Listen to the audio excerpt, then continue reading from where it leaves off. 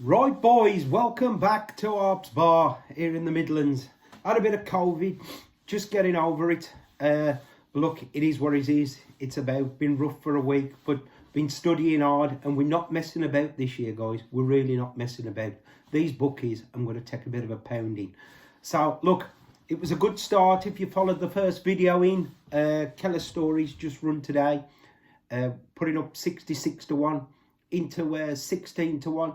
Look, he didn't jump brilliant, but he's obviously got a big engine. So, look, as we do on this channel, we took a bit of a flyer, and 66 to 1's looking, you know, good price now. I know it's a long way to go, but, you know, at 66 to 1, you can lay it off if you want. So, it's a good start, but as I say, it's a long way to go. Injuries happen and things, you know. With Mullins, he could run in the bleeding, you know, Albert Bartlett yet, so let's not count our cash yet. So look, we're up again, and as I say, the wine's here today. It's a little Chateau Neuf de Pape. Oh, hold on. It was £30 according to it, but it was on the Good Friday sale from Alibaba's round the corner. $2.99 a bottle. What a bargain. Tastes just like vinegar. Oh. But look, it is what it is. And we'll go again.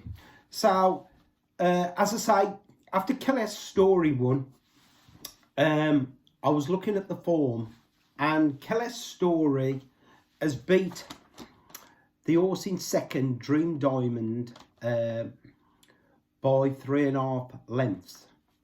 Now look, it's a debut, you know, it happens, and it wasn't like mega impressive. But the other week I was sitting there and I was thinking, there's an horse I was trying to remember that was mega impressive, that had a long layoff.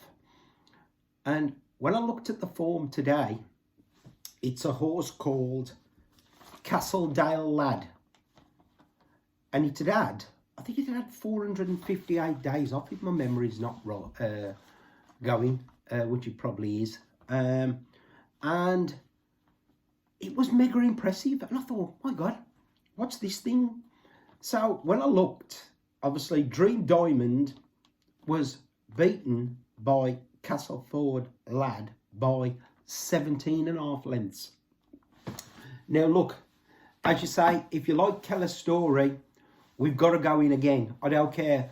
We don't care on this channel if we put 2 or 3 up. At 50 to 1 and 66 to 1, you might be in a position when you come to the day where them 6, 7 and 5 to 1.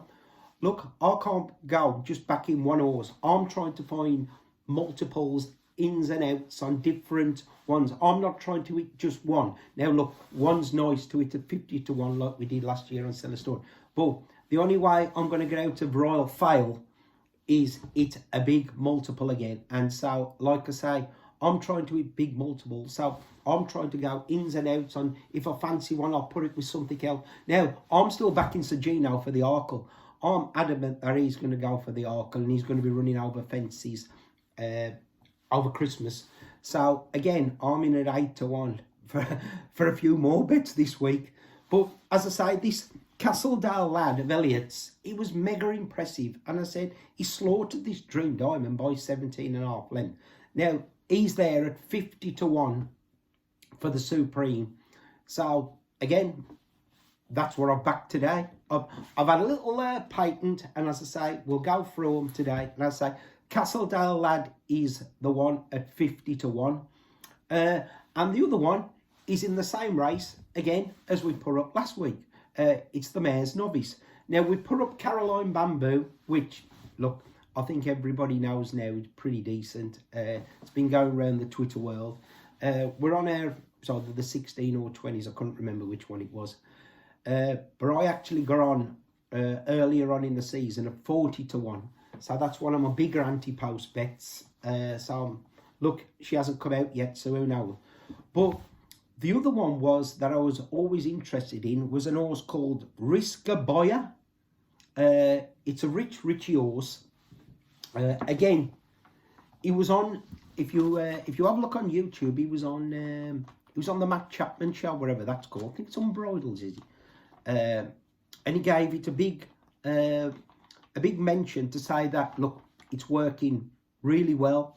You know, it's with Mullins. It was trained in France by Anne-Sophie Picault, whoever that is. Well, she trained the ill-fated champion hurdle winner Espoir Dalan, obviously before it was transferred here. Won on the flat at Fontainebleau. Was 1 mile 7. Was on soft. She was nearly last turning in for home. I actually watched the replay. She was pulled to the outside. She quickened up and won nicely by 2 lengths. Obviously then purchased privately by Ricky. She's a big scalpy thing. She's done everything nice at Mullins. Now look, she'll be coming out over Christmas and she's there at 50 to 1. So again, that's gone in the next patent. So we've got Castle Dale Lad 50 to 1. We've got Risk a Buyer, I think it's called, 50 to 1. So the other one I was actually having a little look at. We always do well. If you've watched this channel on the Albert Bartley, we've had the last 2 winners at 50 to 1. I think Stay Away Faye the year before was 25 to 1. And the one I actually backed at the start of the year, before obviously I would put up any videos, was a horse called Ballygunner Castle. I got it at 40 to 1 for Mullins. Guess where Mullins started this horse? 2 miles. Let's have a drink to that. I don't. Oh, it's getting sour every minute, that. Like I say, it's got a staying pedigree, but he runs it over 2. Now look, it's still there. I think it's there about 20 to 1 for the Albert Ballygunner Castle. Who knows where that's going? But the other one I was looking at for the Albert Bartlett was, it was actually an horse called Son of Anarchy. Now this come with a big reputation, massive staying pedigree. The trainer said, the ex-trainer said, got a massive engine. But it was in a race about a couple of weeks ago. It was at Punchestown. It was on the 24th, yeah. And it ran, look, it got punted in and it looked a big staying type. It led and then it went out a bit like tamely. But the horse I was mega impressed with that actually won that race was a horse called the Big Westerner. Now that beat Argento by Mullins, who they obviously think is their stayer for the year. And he beat that by a length. Now I think that was a hot maiden. And as again, look, at this stage, we're just taking a few flyers at big prices. So, as I say, I was going to put Son of Anarchy up, but it's now like out to 100 to 1. That could be a ridiculous price. I might have a little play, you know, just in case it comes back.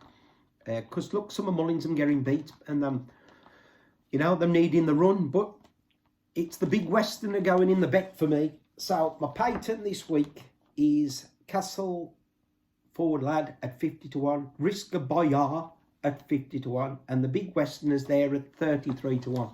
God only knows what that pays. But look, this is the time we've got to start like getting in a few.